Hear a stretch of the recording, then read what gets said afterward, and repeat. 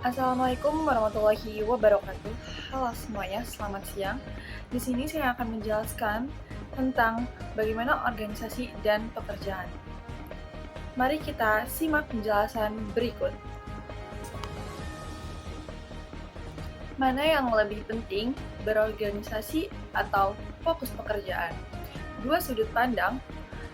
Mari kita dengarkan argumen dari masing-masing, ada pro dan kontra.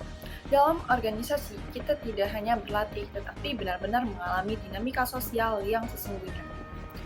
Ada yang pertama, pengembangan soft skill. Dalam organisasi, kita belajar memimpin tim, menyelesaikan konflik, berkomunikasi efektif, mengatur waktu, serta mengambil keputusan di bawah tekanan. Kemudian, semua ini adalah keterampilan yang sangat dibutuhkan di dunia kerja. Yang kedua, membangun relasi. Namun, di organisasi ini sangat banyak mempertemukan relasi kita terhadap banyak orang dari berbagai latar belakang. Relasi inilah yang kelak membuka peluang magang, beasiswa, bahkan pekerja setelah lulus. Banyak kisah sukses lahir di pertemuan yang dimulai dari organisasi.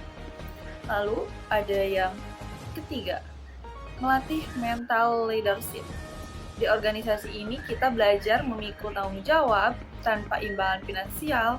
Justru disinilah kita mengasah rasa tanggung jawab dan keikhlasan. Begitu pentingnya berorganisasi menurut tim pro. Lalu kemudian ada organisasi menurut tim kontra. Mari kita simak selanjutnya. Kemudian dalam sudut pandang kontra, organisasi ini dapat menyita waktu dan mengganggu prioritas utama. Banyak mahasiswa terlalu sibuk berorganisasi hingga melupakan akademik, seperti IPK-nya menurun, tugas terbengkalai, dan pada akhirnya sulit bersaing di dunia kerja karena prestasi akademik yang buruk. Kemudian ada yang kedua, organisasi tidak selalu profesional. Seringkali terjadi konflik internal, drama kepemimpinan, dan politik organisasi justru membuat semuanya terpengaruh dan menjadi stres. Alih-alih belajar kepemimpinan yang justru pembelajaran mental, ini sangat terpengaruh. Kadang ada orang yang menjadi malas untuk melakukan pembelajaran atau akademiknya karena dia selalu memfokuskan dalam organisasi. Mungkin kontribusi dalam pembelajarannya itu sangat kurang dan sangat minim sekali, sehingga mereka terlalu memfokuskan ke dalam organisasi. Padahal mereka bisa menyeimbangkan dan mengatur waktu, di mana itu akademik dan di mana itu organisasi. Baik, tadi saya sudah membahas tentang pro dan kontranya organisasi. Di sini saya akan membahas tentang pekerjaan pro dan kontra. Simak di penjelasan berikut.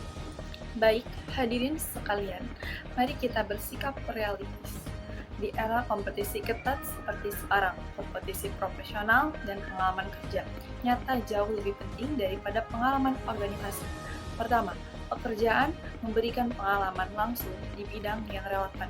Saat bekerja, kita benar-benar mengaplikasikan ilmu yang kita pelajari. Kita memahami bagaimana teori diterapkan dalam dunia nyata, menghadapi target, klien, deadline, dan tantangan bisnis sesungguhnya. Kedua, pekerjaan membangun stabilitas finansial sejak dini.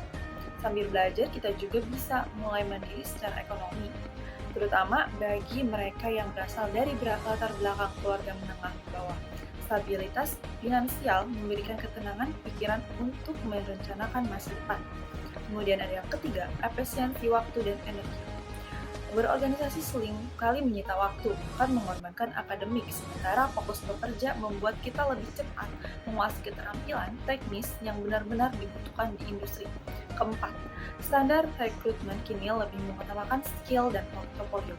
Banyak perusahaan teknologi startup, bahkan multinasional, ini lebih melihat skill praktis, pengalaman kerja real dibanding sekedar jabatan organisasi. Kemudian ada kontra. Pertama, Pekerjaan tanpa pembentukan karakter bisa membuat kita kaku secara sosial. Banyak lulusan cerdas secara akademik, namun gagal beradaptasi dunia kerja karena masih berpengalaman sosial. Semua itu sebetulnya banyak diasah di organisasi. Kedua, terlalu cepat bekerja membuat kita kehilangan momen eksplorasi diri. Masa muda seharusnya digunakan untuk mencoba banyak hal, membangun jejaring, dan menemukan potensi jati diri. Jika sejak dini sudah sibuk kerja, kita kehilangan kesempatan berharga untuk pengembangan diri di luar dunia kerja. Ketiga, fokus bekerja bisa menyebabkan kelelahan mental dini. Saat teman-teman masih mengeksplorasi banyak hal, yang bekerja terlalu awal sudah terjebak dalam rutinitas pekerjaan yang monoton. Keempat, dunia kerja itu sangat keras. Tanpa bakat, soft skill yang cukup justru terjebak dalam stagnasi karir. Punya pengalaman organisasi biasanya lebih adaptif, pandai bersosialisasi, kemampuan leadership yang akhirnya mempercepat kenaikan karir mereka di bidang yang hanya buat hard skill. Pekerjaan saja bukanlah jaminan sukses keseimbangan antara kompetensi teknis dan pengembangan diri tanpa harus dibedakan.